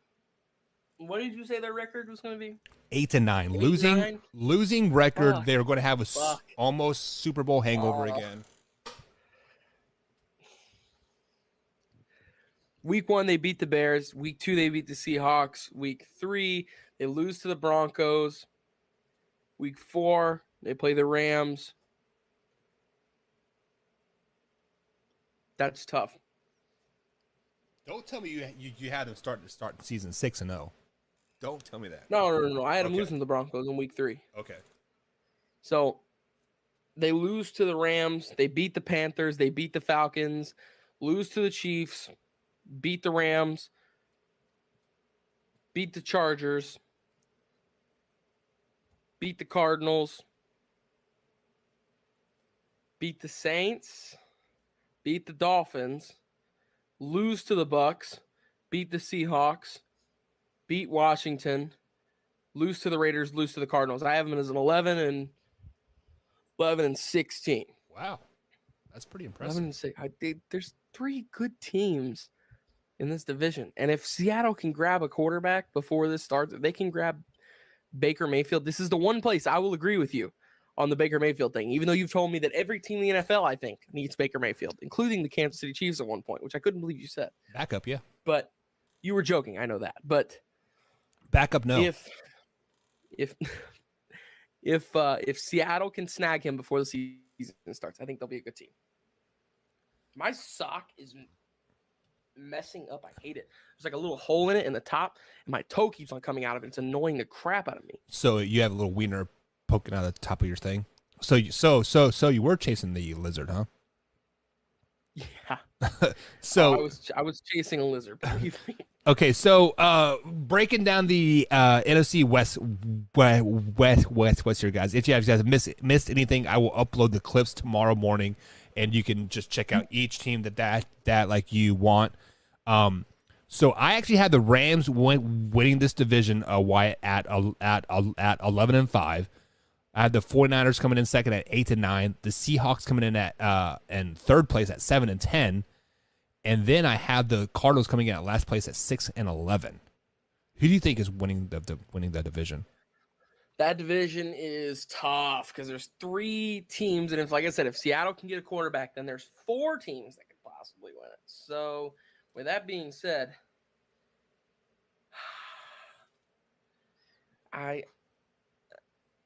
give me the Rams. Give me the Rams. Yeah, I mean, this is definitely the Rams division to lose.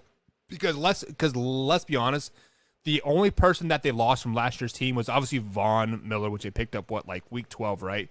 Which I don't think. Yeah, but they replaced him. They got Bobby Wagner. Yeah. So they went away from the edge, rusher, and got a field general who's going to stand in the middle of the field and just be awesome. So what you're saying is they let go of one 34-year-old defensive player to pick up another 34-year-old defensive player. They let go of one influential veteran to sign another influential veteran. There you go. Okay, that are both going to be playing like 50% of the snaps this season. But okay, whatever. No, but yeah. So they lost Von Miller, which he was pretty effective of helping Aaron Donald take away double teams, right? But then they also lost Odell Beckham Jr. that caught 3 catches in the Super Bowl. Granted, he did get hurt, but not a very big loss either. I mean, like the Rams are damn good, Wyatt. Matthew Stafford is going to have a great season, another great season. Cooper Kupp is probably going to get double teamed a lot. So they, who's their second receiver that they got? Why am I forgetting this right now? They lost Woods. Yeah, but they got Odell. No, they haven't re-signed Odell. Hold on, they got somebody. Why am I forgetting this? Odell Beckham Jr. is going to the Packers, boy. Fingers crossed. Fingers crossed. With Allen Robinson, they picked up Allen Robinson from the Bears. Yeah. So then they also have Tutu Atwell backing up, and they have Van Jefferson too. Yeah, this is a good wide receiver squad. Yeah. And running backs. Oh my God, Cam Akers and Darrell Henderson. Both two guys are dogs. Wow. They're both injured a lot though too. So yeah, they are both injured a lot. But that is true. Yeah, but Rams 11-6 this season. I definitely have them winning the division. But then the rest of the division, I have them losing records. So it is kind of weird that we are so opposite on these two, on this division, because last year, I believe we had everybody in the NFC West getting like 10 plus wins, right? And they were pretty close except for the Seahawks. So if there could be a surprise team in this division wide that could just like blow everything out of the water, besides the Rams, who can surprise you and win this division? The Cardinals. The Cardinals. I think the Cardinals. That one's easy for me because like they just have so much firepower. Their offense is so explosive, but they're just so young and inexperienced that I feel like at times, even in their coaching situation, while they have Cliff Kingsbury and he's one of the McVay guys, he's got, the incredible background and all that. I get it. At times, he's still not Kyle Shanahan. He's still not McVay. So he's still learning a lot and he still has not a long way to go. He's still got a ways to go until he's, of that stature of, the McVay and Kyle Shanahan type stuff. So with that being said, they got a lot of star power, and I think that this is a team that really could surprise us this year and even win 14 games. Like really, this is a good team. Yeah, It'll all depend on those close games if they can pull out those close games later. That is 100% wrong. Cliff Kingsbury is a great first half of the season coach, right? First half, like 11-0, 12-0, right? He did the same thing at Oklahoma. Kyler Murray, same way. If there is a team that is going to shock everybody in this division, Wyatt, it is hands down going to be the San Francisco 49ers. Jimmy G is that guy. Trey Lance isn't that guy. Deebo Samuels is going to thrive in this new offense that they got. They're going to be a very pass-happy offense. Just to have like 17 running backs and a 27 character fullback that they overpaid for, right? But the 49ers are going to shock some people this year if they get off on the right track. Now, I do have them going 8-9 in the season, but it would not surprise me if they turn out 12-5, 13-4. That would not surprise me one bit for the San Francisco 49ers team. So, Jameson, I see you in the chat, man. Your 49ers are going to do some work probably this season if they don't go bad. I feel like it is going to be a losing season for them or a very productive season. There's no mediocre point for them. All right. Are you ready for that time of night, man? Ready for Weddle. Yes, let's go. I was gonna ask if we were playing it. Let's go, dude. Did you see they have Weddle Unlimited now, to where like you don't have to like instead of just doing one a day, you can do as many as you want? Yeah, I saw a guy on YouTube. He stole our clip. He was on there for 2 hours. He was on there for 2 hours and didn't miss one for 2 hours. He must have been on 2 easy. hours? He must have been on easy. That tool. Yeah, probably. Whatever. Anyway, guys, if you do not got an interview play, get off of there. Hang on, now to be able to have a guest on with me at this time. My thing has frozen and I don't know how to get it off of it. Come on, man. Ruh-roh. 49ers is not shocking. How is it not shocking, Drew? I had them going 8-9. That is very shocking. So my whole system just froze on me, Wyatt. So we're working good, but nothing else is working right now. Uh-oh. There he goes. All right, pull it up. We're back. All right. We're back, baby. All right, so we're starting with Patrick Mahomes. Well, hang on. Explain to people what Weddle is before we get to your getaway. Man, you are so lame at this. Jeez. There are 3 things that Wyatt is good at: chasing lizards, taking dumps, and playing with his hair throughout the whole show.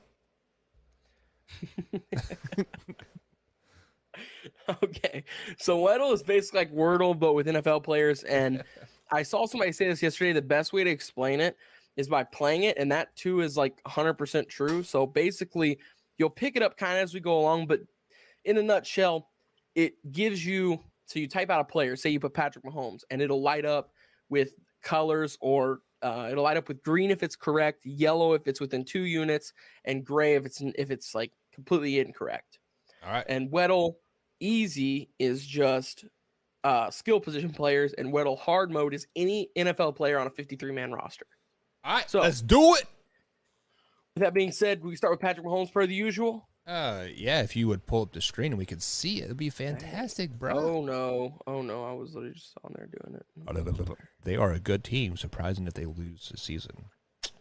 49ers are gonna have a losing season because the reason why the 49ers are gonna have a losing season, Drew, is because by week 6, put Trey Lance in there, and Kyle Shanahan's gonna bow down to the I love Trey Lance and I can't waste my first round pick, whatever.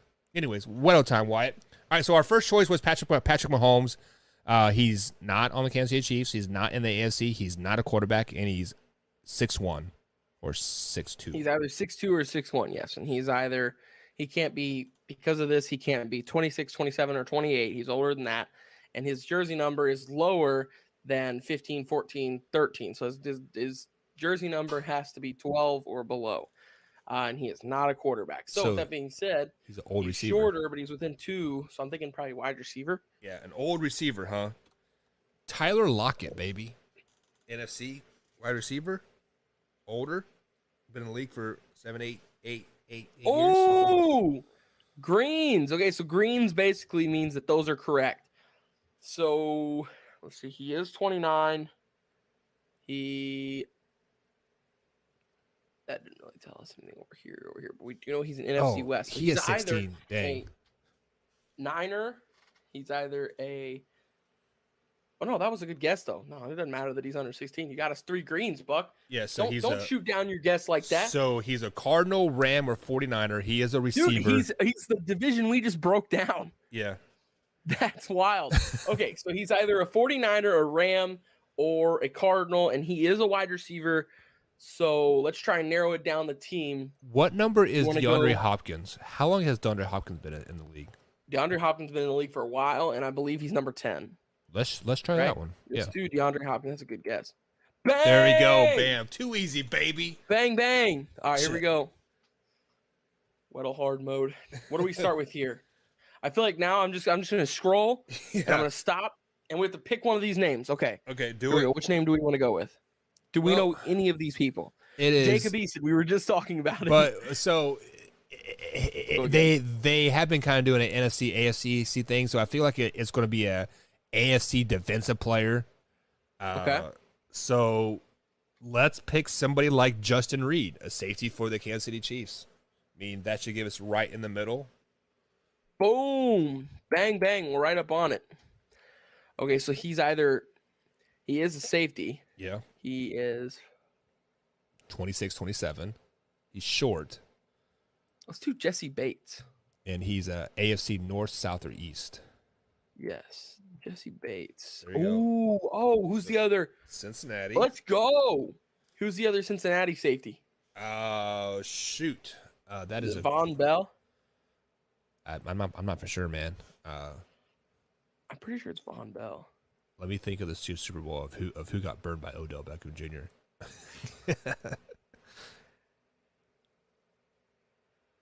Von Bell, you want to try it? Yeah, let's try it. There it is. Oh man, Wyatt, you are a gong among men. Hard mode and 3 guesses. Let's go. So that is the fastest I've ever gotten hard mode. So I kind of feel like it's cheating because they have been kind of going back and forth, right? Like, hey, like it's been AFC, NFC type thing, but whatever. It is what it is. Yeah. But yeah, all right, guys. Like Weddle, just Google it. Is there an app for it, Wyatt? I don't think so. I don't. I've looked for it and I haven't found one, so I don't think they have one. You just literally just look up Weddle, and they have one right now where like it's not just so if you just look up Weddle, it's only one player a day. Like the Wordle is only one word a day. Yeah. But if you look up Weddle Unlimited, it's the same group, same people, and it's just Weddle with unlimited players, and you can choose easy or hard mode, and you can play as much as you want. There you go, guys. That is going to be it for tonight. We broke down the NFC West tonight. Tomorrow, Wyatt, we are going to do the AFC West. So I believe you said the Kansas City Chiefs were